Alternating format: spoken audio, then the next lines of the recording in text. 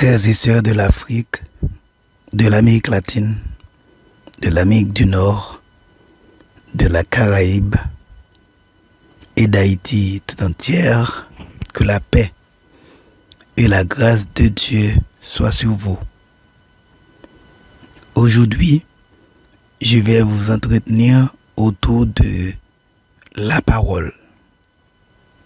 Nous savons que la parole est le propre de l'homme, qu'elle permet de communiquer, d'échanger. Nous savons que la parole permet d'exprimer des besoins, des pensées, des sentiments, des souffrances et des aspirations. Nous savons, chers amis, que par la parole, nous donnons sens, nous exprimons, nous échangeons, nous comprenons, nous concevons et nous agissons. Pour parler, nous utilisons la langue. Donc aujourd'hui, je vais surtout vous parler de la langue. Et via la langue, la parole. Je vous demande de partager cet exposé avec vos amis et votre famille. Merci de partager l'exposé avec vos amis et votre famille. Oui, aujourd'hui nous allons parler de la langue. La langue, chers amis, est la meilleure et la pire des choses. Jacques a dit qu'il faut tenir sa langue en bride, sinon elle fera du dégât. Jacques 1, verset 26. La langue est un feu. Elle peut embraser une grande forêt, d'après Jacques 3, versets 5 et 6. L'apôtre Pierre nous demande de préserver notre langue du mal, selon 1 Pierre 3, verset 10.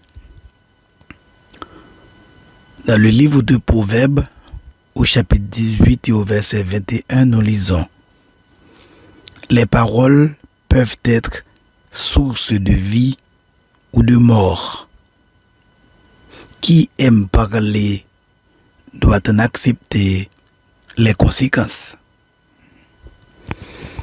Tout comme nous traiterions d'essencer quelqu'un jouant négligemment avec un pistolet rempli de balles, ainsi en est-il de beaucoup de chrétiens qui agissent de même avec leur langue remplie de poison mortel.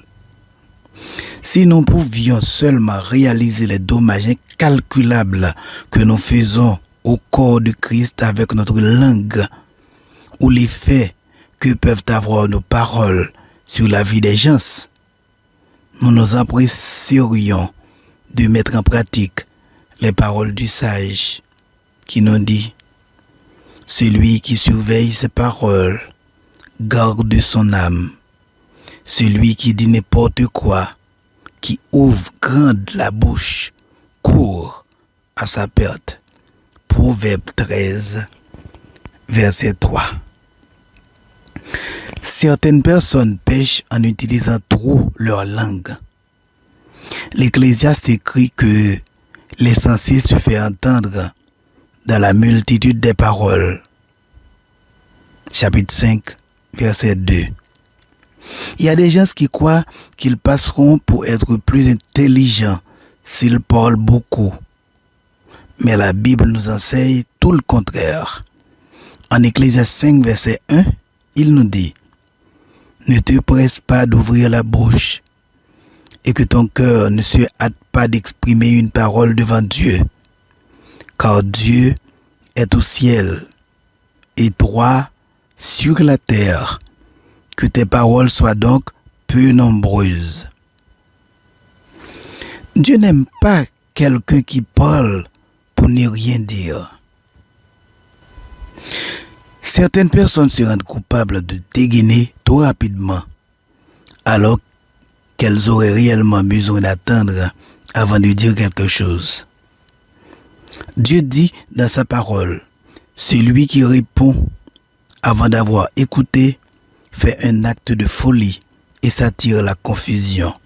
Proverbe 18, verset 13. Combien de fois avez-vous eu à ravaler vos paroles parce que vous aviez répondu trop rapidement?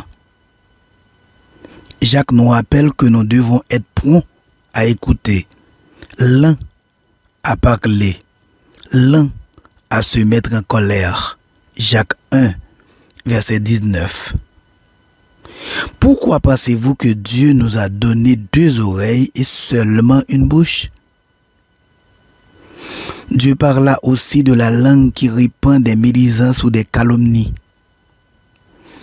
Les paroles calomnieuses des rapporteurs sont comme des friandises. Elles descendent jusqu'au fond des entrailles. Elles semblent chaleureuses, mais elles cachent un esprit malveillant. Parce qu'elles tuent la réputation de quelqu'un.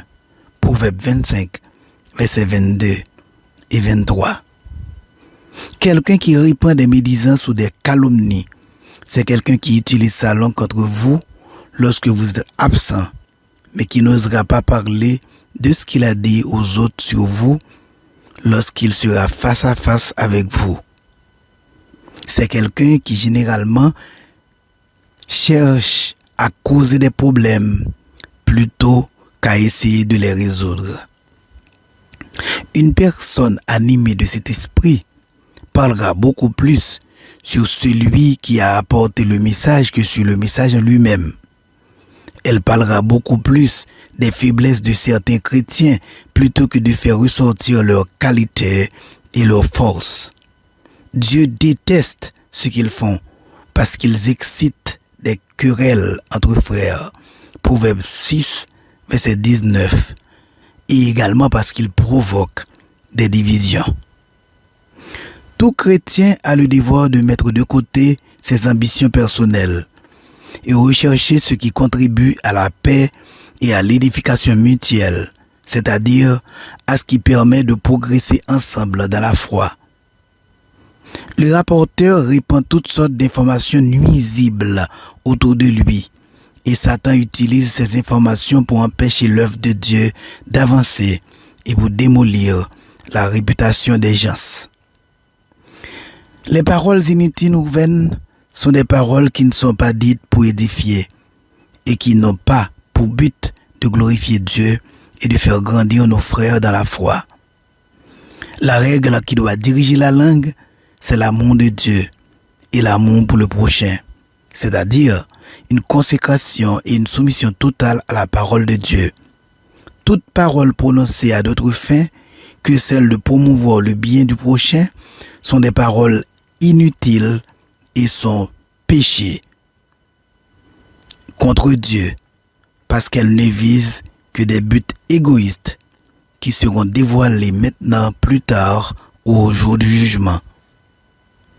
Tenir sa langue en bride signifie donc contrôler sa langue, surveiller étroitement ses paroles et dominer sa langue afin que tout ce qui sort de notre bouche soit en accord avec la parole de Dieu. La langue est un tout petit membre qui peut cependant faire des dégâts monstrueux. La Bible déclare qu'elle dispose du pouvoir considérable de vie et de mort. Nos paroles ne sont donc pas à prendre à la légère. Jean-Paul Sartre a dit « Chaque parole a une conséquence, chaque silence aussi. » Les paroles que nous prononçons ne sont pas que des mots. Elles sont des actions qui révèlent l'état de notre cœur et qui seront appelées en jugement devant Dieu. Attention, chers amis, à vos paroles. Que Dieu vous bénisse. À bientôt.